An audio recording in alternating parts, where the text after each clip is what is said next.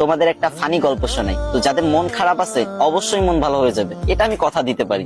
যদি হাতে কয়েক সেকেন্ড সময় থাকে তাহলে আমার গল্পটা শুনে যেতে পারো। তো ছেলেটার নাম চুঙ্কু। তার সমস্যা একটাই, সে ইংরেজিতে কথা কইবারই পারে না। কিন্তু ম্যাডাম তো রেগে মেগে পুরো আগুন। চুঙ্কু, তুমি যদি কালকে ইংরেজিতে কথা বলা না শিখতে পারো, না শিখে আসো, তাহলে কিন্তু তোমার খবর আছে। তো চুঙ্কু তো ম্যাডামের এই কথা শুনে ভয়ে ভয়ে বাড়িতে গেল।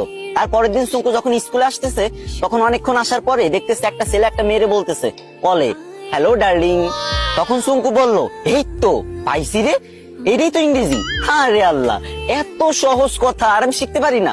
যাক, এটা আমি মুখস্থ করে নি। তো চুঙ্কু মুখস্থ করে নিল, হ্যালো ডার্লিং। চুঙ্কু ভাবলো রাস্তাঘাটে মনে হয় মানুষ ইংরেজি বলে সবাই, তো এবার থেকে যার ইংরেজি শুনবে সেটাই মুখস্থ করে নেবে। তো চুঙ্কু আর একটু দূর আগে যাওয়ার পরে পার্কের ধারে একটা মেয়ে একটা ছেলেরে বলতেছে, সেটা ননসেন্স।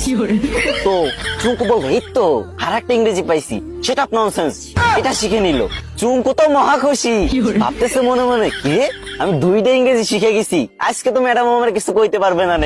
আর একটু আগে যাওয়ার পরে বাস থেকে লোক নামবে, ঠিক আছে, তো সুপারভাইজার বলতেছে লেডিস ফার্স্ট, লেডিস ফার্স্ট। তো চুঙ্কু ভাবছে যে এই তো শিখে ফেলছি 3 নাম্বার ইংরেজি, 3টে ইংরেজি শিখে ফেলছি, আমি তো পারি না ইংরেজি, 3টে ইংরেজি একসাথে শিখে ফেলছি, ম্যাডামরা তো যাই ফাটাই দেবো পুরো। তো চুঙ্কু তো মহা ভাব সাব নিয়ে পুরো নায়ক শাকিব খানের মতো হাঁটতে হাঁটতে স্কুলে চলে গেল। স্কুলে যাবার পর যখন ম্যাডাম ক্লাসে আসলো, তখন সবাই দাঁড়ায় বললো, গুড মর্নিং ম্যাম।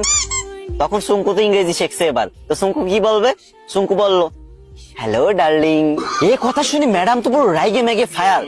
ম্যাডামের কান, নাক, চোখ, মুখ সব জায়গাতে আগুন বেরোচ্ছে, আরো কোন জায়গাতে যে আগুন বেরোচ্ছে কোনো ঠিক নাই, ঠিক আছে।